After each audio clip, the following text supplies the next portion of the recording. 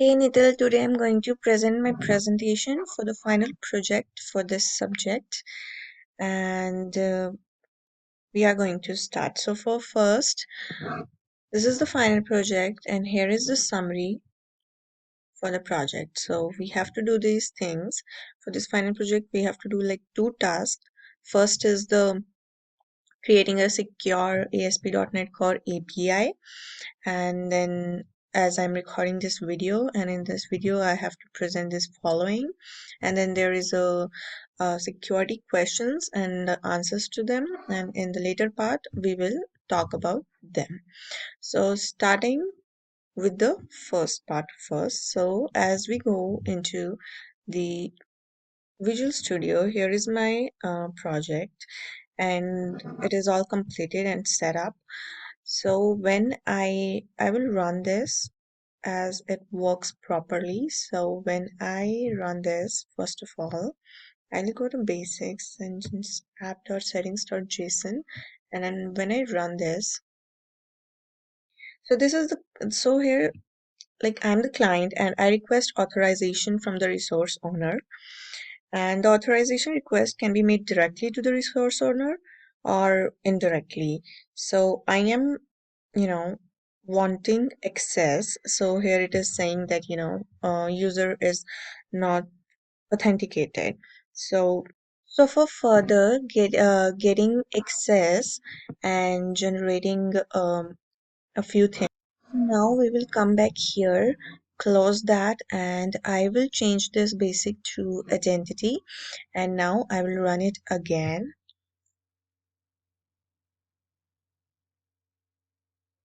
And it will take me to home page. So what I need to do is I need to register here. So I will do home and register. So here I will register so that it can give access to me, grant authorization to me, and then further I have to do some steps, which is login and everything. So I will register, and when I register here, it will say that an email has been sent to your inbox, please verify it.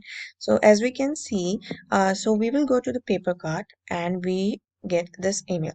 So we can see here we have an email to verify.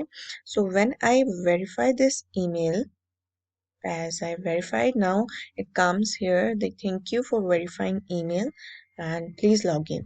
So now I go to login, and when I go to login, I again have to do this and log in.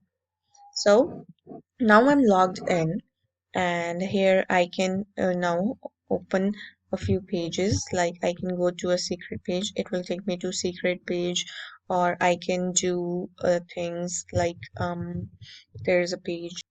Now when I again go to basics and run my II Express, and now when I run this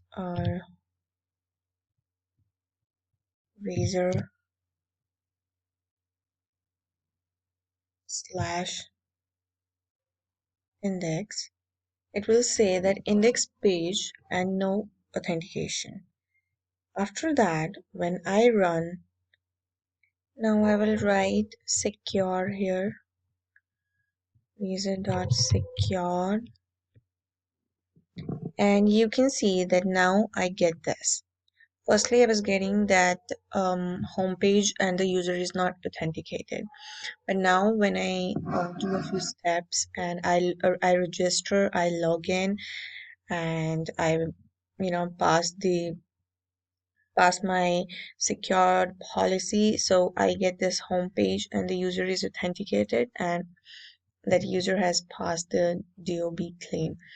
Now after all of this is done, we come back here, and now what we will do is we will generate a token. So for generating a token, we have to go into the server, which is this, and from here also we will get into the server app settings.json, and now when we run this,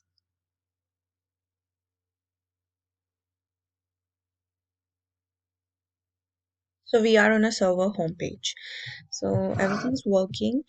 So now I will write home/authenticate, and when I run this, here it will come a token. So we can see that we have an access to a token.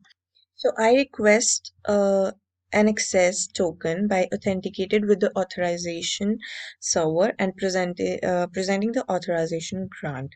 Now this token, we will use this token as we have also done previously. We will copy this token and we will go to that website JWT.io and we will copy that. We will copy this token to our website, and now we will just, okay, so now,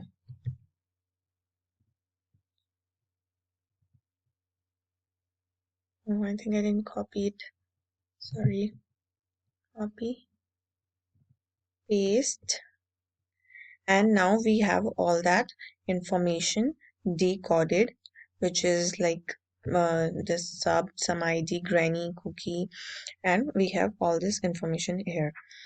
So the authorization server authenticates the client, which is me, and validates the authorization grant. And now if that's valid, so it issues an token, which we just got here, and we pasted here, and we got this decoded information. Now, after doing this, now we can do is now we can move to Postman and acquire data from Postman. So we go to Postman here, and in Postman, what we do is, so in Postman, what we do is first we have to, the coupon that we like here it is.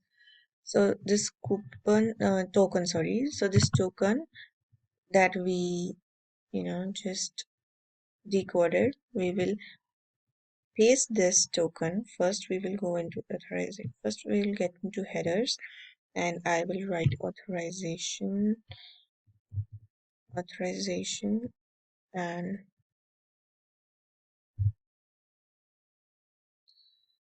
and then I write BEARER space, paste that token here. I've pasted it. Now what will I do is I will also mirror token, and I have the token here, right? And now headers, I will go again to headers. I will go to settings also. I will just do this off, and headers. Now we will go. So now I run this again, and now when I run this,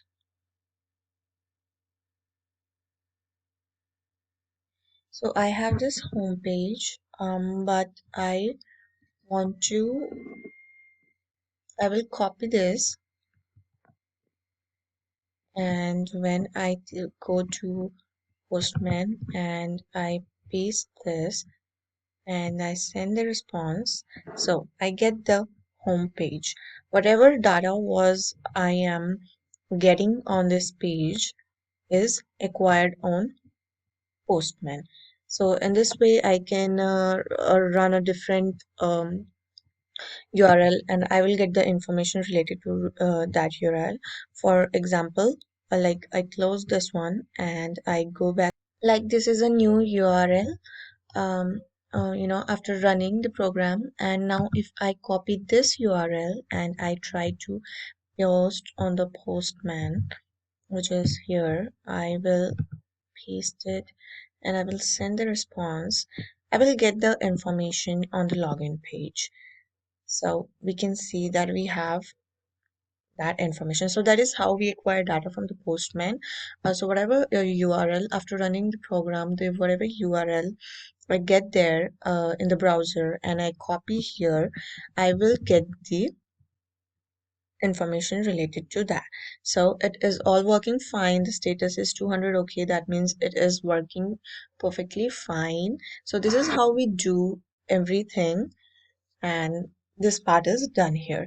Now, so now making a recommendation on which choice of authentication method is best for API security. So I have chosen O authentication because when data is sensitive, such as private user data, we of course need to put some security layer that we are talking about, that which authentication method should be best for API security. So I have taken authentication because it is most secure, as we all know, because it does not share any password data directly. It uses tokens. It generates tokens that we can use and get at data. So this is the reason. So is authentication is an authentication that allows us to prove one application interacting with another on the behalf without giving away the password. So it doesn't share our case sensitive information, and it also helps us build a better information checking across the user base. So I think this is the reason I recommend it. Now, further, I've made this PPT and I'll put the link of this video in this PPT. And this is a slide about me that you wanted us to add. So I've written about myself, and then I come the question and answers part. So so the very first question is, how can we transfer personal data securely within the network? So we have a lot of different types of ways in which we can transfer the personal data very securely. So the first is, we all know FTP. It is the most common file transfer on the internet today, and it is used to access or edit files among a set of users with a password, so which is secure. So the users can then gain access to the files shared from an FTP server side, as we did in this subject also. FileZilla is a very good example of this one. And then there are peer-to-peer networks, and then online sharing files. We all know Google Drive, OneDrive. So this was about our first question. Second question is, what security protocol is best for transferring personal files? So I feel that SFTP allows organizations to move data over secure shell data stream. It is really helpful. So it is a more secure solution. It is often based for you know it is used for business trading partners to share information, and it is firewall friendly. So this is the best, I think. Next question is, can we encrypt images? Yes, we can encode images in the same way we do encrypt text by software, and I have written about it here. And of course, the as the last line says, the security of the encryption also depends on how difficult the encrypted data are to be encrypt. And so yes, we can encode and encrypt images. So now a database cannot be moved from the site, and we need to be able to access it externally using a secure API. So the architecture here is this.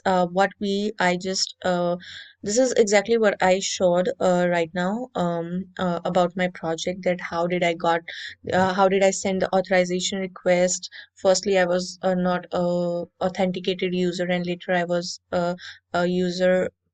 I got that the user is authenticated, and how did I got a grant, how did I access a token. So this is the architecture that the next question is, can you recommend a secure framework for coding in API? So there are a lot of frameworks today in the market, but if I would have to recommend something, I would recommend Fast API or Flask. Any of these frameworks, these both are best today, and they are easy to use, very fast, and highly performant. And I've written in it, so it's there in the PPT.